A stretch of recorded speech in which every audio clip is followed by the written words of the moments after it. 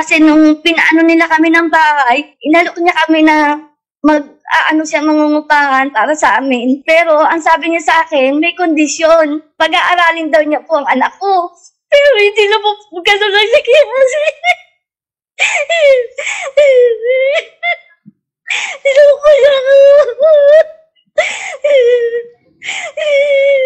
Niloko niya anak ko. Naniwala po ako sa kanya, tutulong siya sa amin. Kasi wala po ako malapitan. Okay.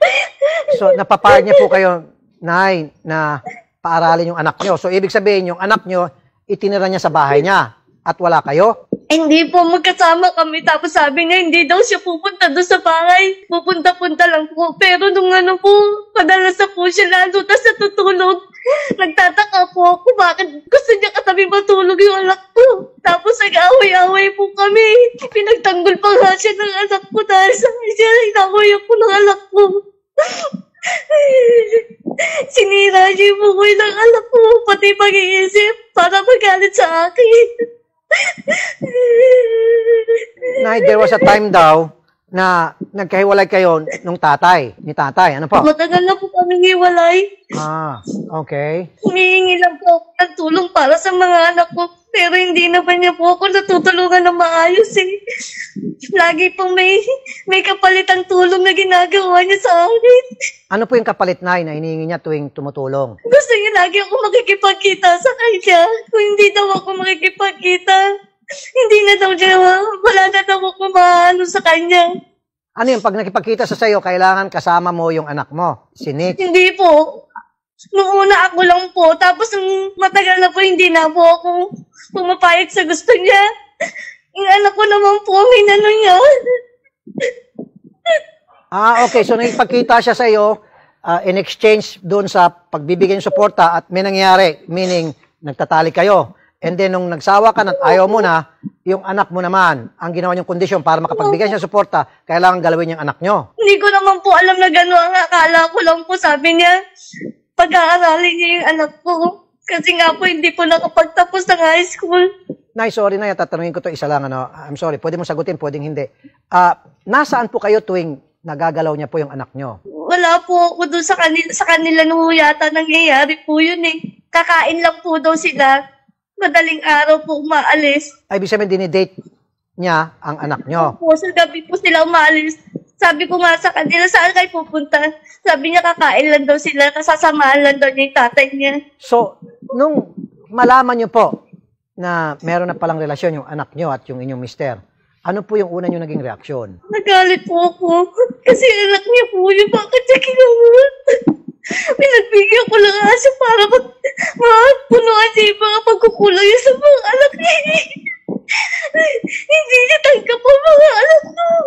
Hindi ko siya nakasala sa suporta sa kanya. Nananakit po siya. Paano niyo po nasabi kay tatay yung inyo pong galit?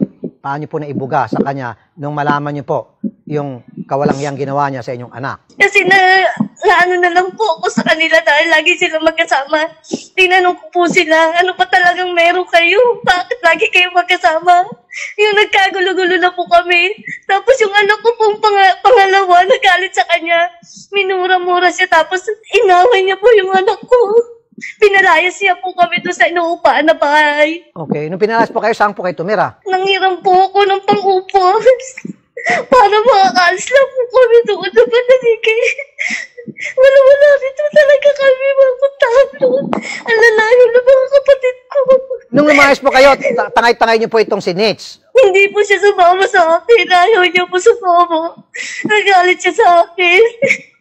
So, pinalayas kayo ni tatay at pinaiwan itong si Nitz. So, dalawa sila nagsama sa bahay at ikaw at iba pang mga anak mo ang pinaalis lang niya. Opo. Parang sinet up niya. Opo. Nitz, bakit hindi ka naging honest kay nanay at hindi mo nasabi kay nanay yung nangyayari na pala sa inyo ni tatay? Nahulog na po kasi ako sa kanya eh.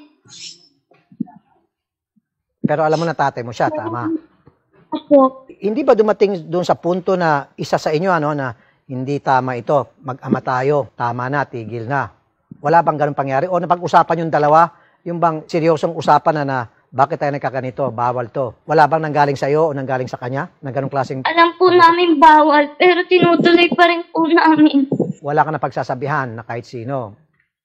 Wala po. Hindi ka nagkaroon ng takot na baka pag nalaman, mapapasama yung buong pamilya. At hindi rin siya nagkaroon ng takot. Walang takot na pumasok sa inyong pareho. Wala po. Ito needs ang gagawin namin, yung bata, makukuha po namin. Sinisiguro ko po sa inyo. At yung sinising na utang na 5,000. Sana po, bago po mag-birthday, yung anak ko, gusto ko po makasama siya sa birthday niya. Dan. Pag Akong sa bahala. birthday ko po kasi. Pinapangako ko sa'yo, nagsusumpa ako sa'yo, makukuha mo yung baby, nakapikit, kukunin ko po yun para sa'yo, okay? At saka yung 5,000, Salamat po sa... yung 5,000 tablado na yon, huwag ka na mag-alala. And then, ako mismo personal, magbibigay ng tulong sa inyo. Sa nanay mo, sa anak mo at sa'yo. Salamat po. Para hindi ka na Thank you umasa. po. Para hindi ka na umasa dito sa walang lolo. Okay? Tapos ayoko na rin po kasi dyan Kasi may nararamdaman din po kasi yung mama ko.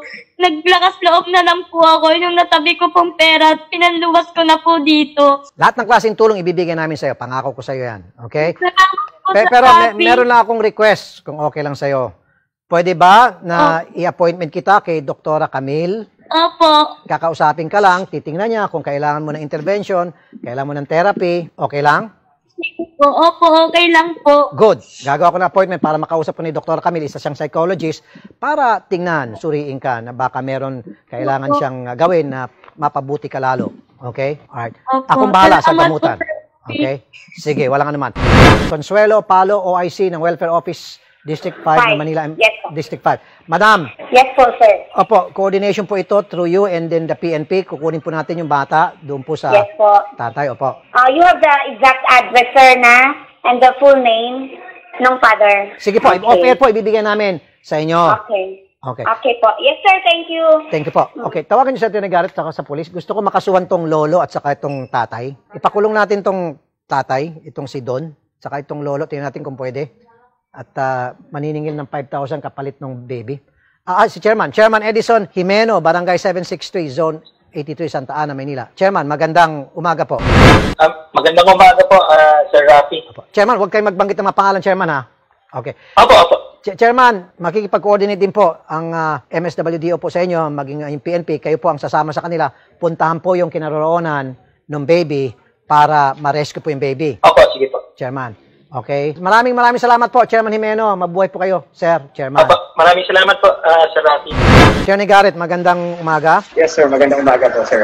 Meron ba pwede may isampa doon sa tatay at maging doon sa lolo? Sorry, sir. I'm unfamiliar with the case. May court work kasi ako. Okay. Etong tatay ng bata, it so happen, ay tatay rin siya nung kanyang binuntis. Ibig sabihin mag-ama eh. Oh, yes, sir. Okay. So, ano po kaya yung age ng nabuntis niya, sir? ilang taong ka, Nitz? 20 po. 20 na. Pero nung Okay. niligawan ka, ilang taong ka? 19 po. 19. Okay. Okay. Pero, Nay, kasal ba kayo ni tatay? Opo. Okay. Kasal si nanay kay tatay, and then si tatay, niligawan si anak at binuntis si anak. So, meron ba may kaso kay tatay? Nagulat ako sa facts natin, Sir Rafi, no? Medyo, karumal-dumal itong ginawa pala ng tatay. Unfortunately, sir, yung ganitong kaso, no, it still falls under yung tinatawag natin concubinage. Dahil nga, yun, he had sexual intercourse with a woman, not his wife. Yun lang ang nakikita ko dito. Kasi as far as I know, Sir Rafi, and eto, you can quote me on this naman, wala pa tayong laws criminalizing yung incest na tinatawag natin. Unless nangyari to in a way na it constitutes child abuse. Pero yun nga po, unfortunately, 19 na po yung nabuntis ng tatay. So, ang makakaso lang po natin sa kanya is concubinage, sir. Bakit ACT-CIS magpanukala ng batas na maging kriminal, may Yes, criminal liability yung mga involved sa incest? Actually, yes, sir, maganda nga idea yun, no? Kasi slowly naman doon napapunta ang ating batas. In fact, ngayon ang incestual relationships, hindi yan in-honor ng state. Kumbaga, yung kasal nyo is void. Ganon, if ever papakasal man kayo. For obvious reasons, Sir Rafi. Ang ibig sabihin, may batas na para kasuhan, in this case, Yes, halimbawa, kasuhan yung tatay kasi inakit niya yung kanyang anak at hanggang sa mabuntis niya. So, dapat merong kaso kahit regardless kung anong age ni anak. Yes, sir, tama po kayo. It should be a separate crime. Kasi sa ngayon po, tataas lang ang penalty ng concubinage dahil nga anak niya ang kanyang biniktima dito. Pero it should be a separate crime nga, yung incest. Kasi it's very disturbing sa public sentiment. Sir. Okay. Now, itong lolo, may utang kasi itong bata. Sabi ni lolo, bago ko ibigay sa iyo yung bata, yung baby, bayaran mo muna yung 5,000 na utang nyo. Totoo naman may utang talaga itong bata. Kaya lang, ginagawang hostage ni tatay o collateral yung baby kapalit ng 5,000. So may kaso ba yun? Yes, sir. Actually, kidnapping yan. Bakit niya dinedetain yung bata in exchange for ransom? Kumbaga ransom, yung 5,000, Sir Rafi. Yun ang malala. Dahil nga pwede natin kasuhan ng kidnapping.